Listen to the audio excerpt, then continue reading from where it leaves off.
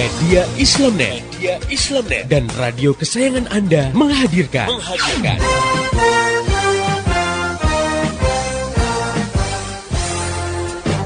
Voice of Islam.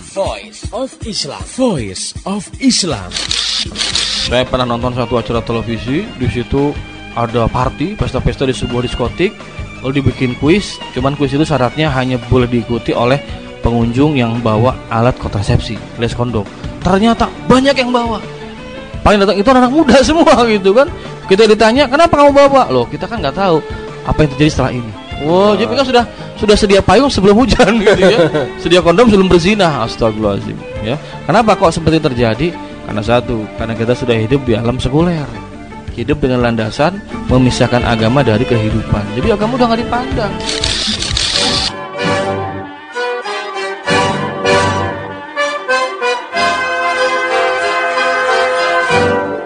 Voice of Islam.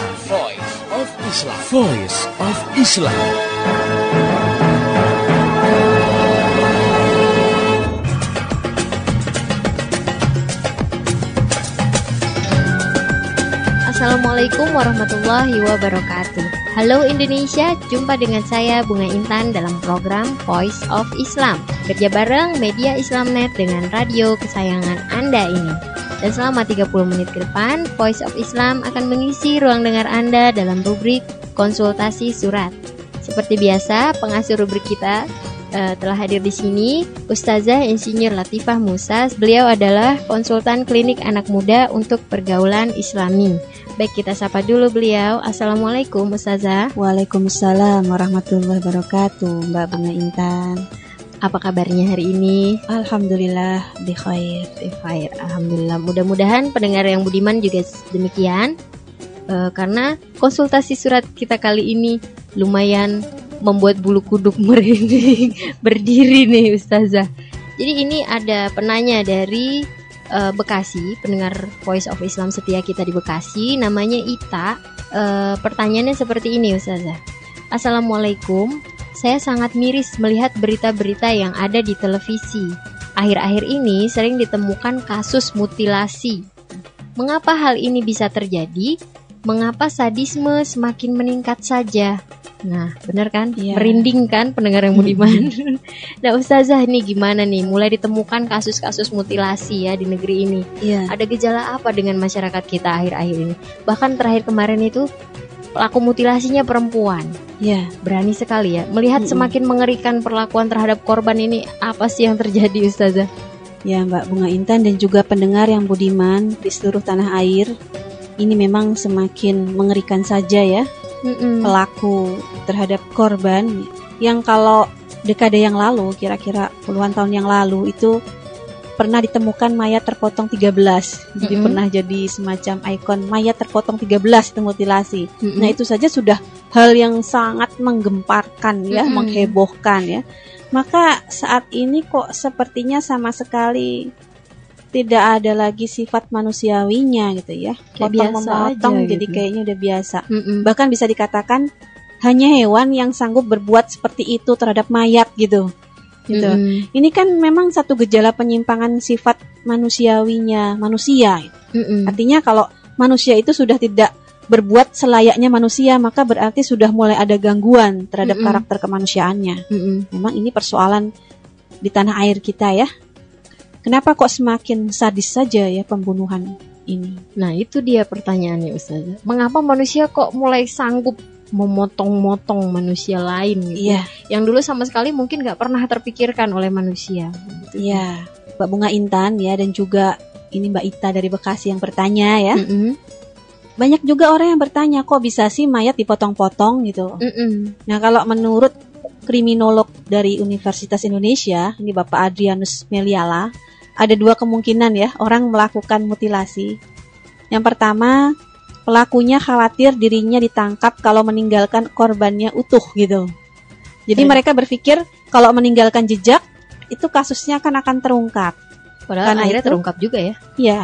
Nah, karena itu untuk ini salah satu upaya menghilangkan jejak. Pelaku dengan sengaja melakukan mutilasi dengan harapan orang lain itu akan sulit mencari jejak korban maupun pelaku. Nah, itu jadi sebenarnya ini praktisnya untuk menghilangkan jejak saja gitu. Ya. Kemudian yang kedua, terlalu rapatnya beberapa kasus mutilasi yang terjadi. Nah, ini juga menurut pendapatnya Bapak Adrianus Meliala, yang ini membuat para pelaku lain itu mengadopsi tayangan televisi atau media lainnya. Meniru gitu maksudnya? Iya, meniru. Dengan demikian ini dikatakan pelaku mengambil referensi dari berbagai ragam media massa ya, baik cetak maupun elektronik yang tersebar di seluruh pelosok kota ya. Waduh. Nah, tayangan di televisi misalnya malah memberi inspirasi gitu. Waduh. Ya, ini memang dua kemungkinan ya yang diduga oleh kriminolog ya, bahwa pertama pelakunya panik dengan tindakan yang dilakukannya, kemudian mereka ingin aksi itu tidak diketahui orang banyak sehingga akhirnya korban dimutilasi. Terus cara mutilasinya atau cara menghilangkan jejaknya yaitu dengan melihat tayangan-tayangan tadi gitu. Sebenarnya pelaku mutilasi ini tergolong punya penyakit jiwa alias gila atau tidak nih Ustazah kalau kayak gini?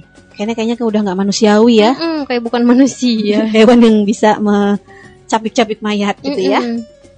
Tapi ternyata ya Mbak Intan, selama ini dari pemeriksaan ya, berdasarkan pemeriksaan terhadap pelaku mutilasi, termasuk yang terakhir ini, jadi pelaku mutilasi pria bertato gitu ya. Ini mereka itu normal-normal saja itu. Jadi tidak menunjukkan gangguan kejiwaan. Jadi sebenarnya kalau menurut pemeriksaan, dorongannya itu hanya berpikir praktis saja. Setelah membunuh, ada kesulitan membawa mayat yang dibunuhnya. Kan besar nih, kalau digotong-gotong kan susah, tas juga susah. Akhirnya supaya tidak ketahuan, jalan satu-satunya adalah dipotong-potong, dimutilasi. Dicicil buangnya gitu. Iya, supaya gampang nentengnya. Pakai kresek dibagi dua, bisa gitu misalnya ya.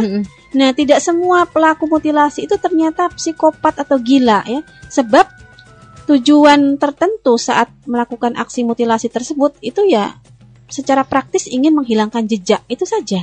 Ya Allah, dengan penuh kesadaran gitu ya, tidak gila gitu. Ya Allah.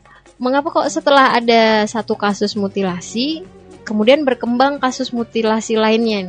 Makanya jadi terlalu rapat itu tadi kasusnya. Ini kenapa Ustazah? Ini memang yang membuat kita sangat miris ya, dan deg-degan juga kalau ngelihat TV seperti itu ya. Ini sebenarnya juga ada peran media massa Mbak Ita. Jadi ini juga ya media massa, hati-hati jangan sampai justru membuat pelaku lainnya itu terinspirasi gitu. Karena suguhannya gitu ya. Jadi seringkali bagi media massa, bad news is good news gitu.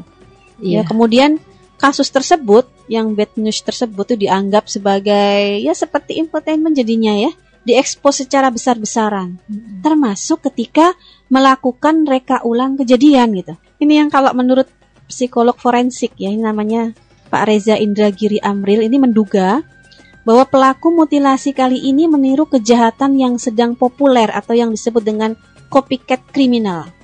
Ya. Walaupun kalau kriminolog lain tidak sependapat ya, tapi memang kalau bagi saya ya, saya berpendapat ya Mbak Bunga Intan, kenyataannya memang ada copycat kriminal tadi gitu. Mengapa? Karena memang ada peran media massa, bahkan seringkali menjadi semacam program tayangan ya, semacam misalnya bentuknya dokumenter atau infotainment dan sebagainya yang digambarkan secara detail bagaimana prosesnya. Dan kalau di media cetaknya itu bahkan sering ada alur kejadian dan step bagaimana proses kejahatan dilakukan. Nah, ini yang justru akan memberikan inspirasi bagi penjahat lain sehingga kualitas kejahatannya semakin meningkat gitu. Ya Allah. Jadi belajar gitu ya. Terlalu dari dijelaskan detailnya malah jadi tadi. Iya. Jadi bahan pelajaran. Baik pendengar yang budiman, pasti kita pengen tahu kan bagaimana dalam pandangan Islam masalah mutilasi ini dan bagaimana solusi terhadap masalah ini. Tapi kita akan membahas itu setelah selingan yang berikut ini. Tetap setia di Voice of Islam. Bagaimana menghitungnya, bagaimana menghitung dosa, tidak mungkin rasanya, luar biasa sulitnya, luar biasa sulitnya, sebanyak pasir di pantai, sebanyak rambut di kepala, ada yang tampak mata,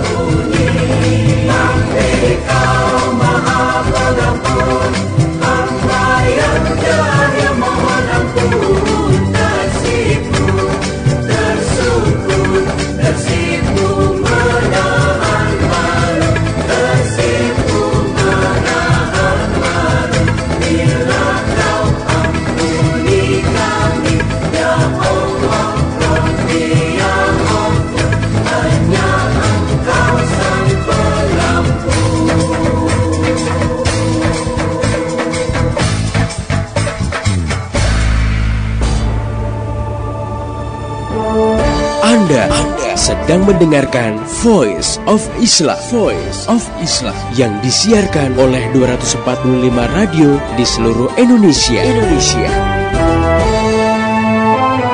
Untuk wilayah Sulawesi Barat, Voice of Islam bisa Anda dengarkan melalui Marconi FM, Majene, Saweri Gading AM, Poliwali Mandar, Suara Manakara FM, Mamuju. Voice of Islam. Voice of Islam.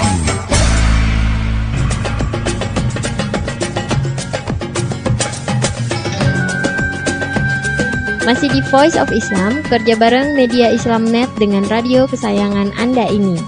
Pendengar yang budiman, Anda masih bersama saya, Bunga Intan, dan Ustazah Insinyur Latifah Musa dalam rubrik konsultasi surat. Dan kali ini kita sedang membahas sesuatu yang menyeramkan, yaitu tentang pembunuhan sadis di tanah air ya, yang meningkat nih. Satunya kita soroti, yaitu kasus mutilasi.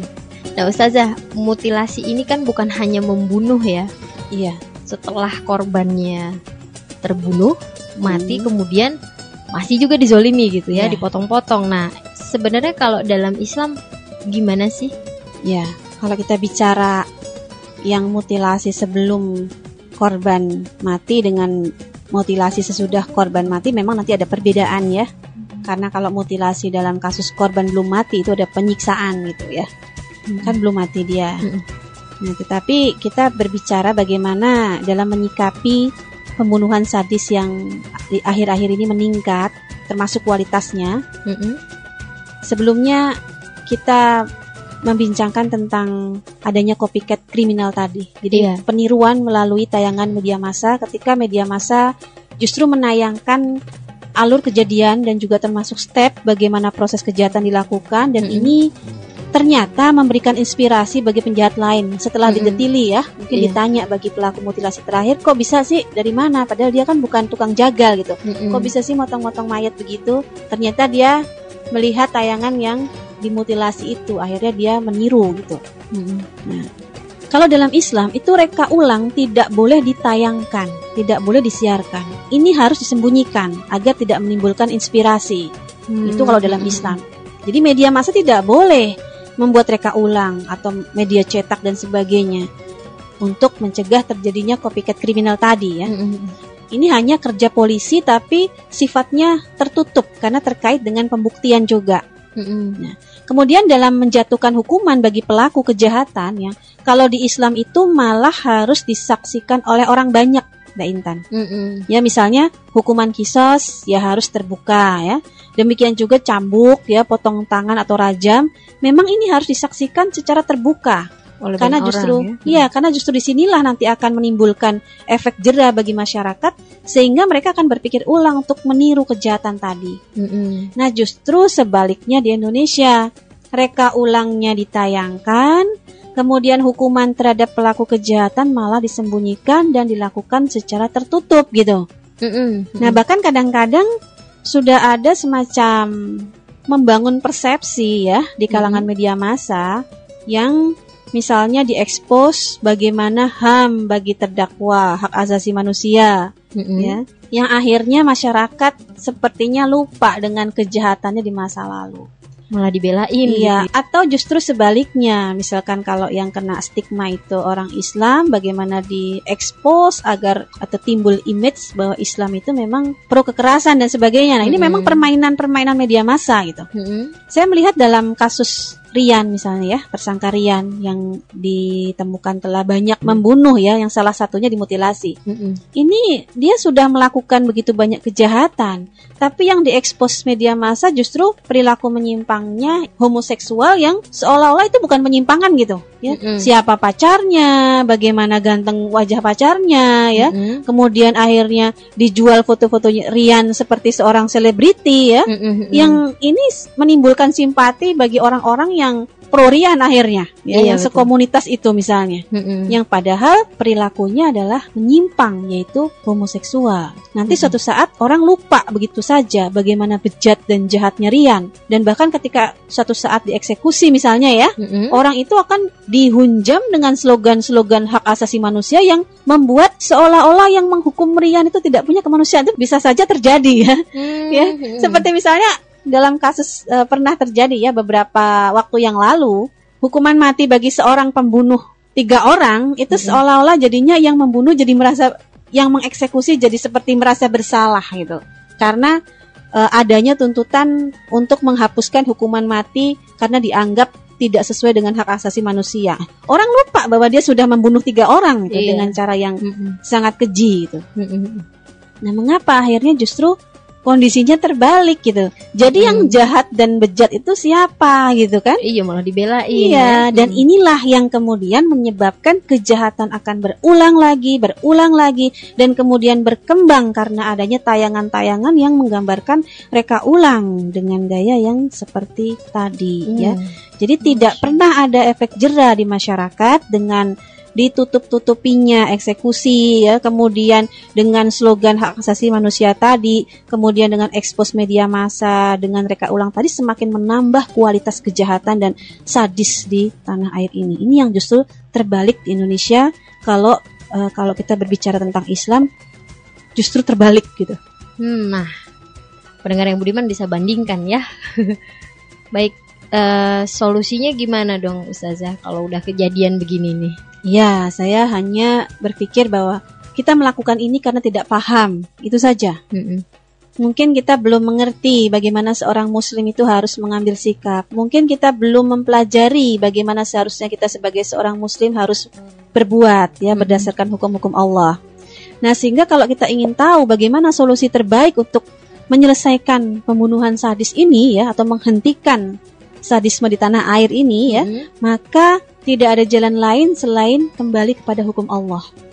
Ya, Allah Subhanahu wa taala berfirman, "Afa hukmal jahiliyati yabghun wa man ahsanu minallahi hukman liqaumin yuqinun." Ya. Apakah hukum jahiliyah yang kalian cari?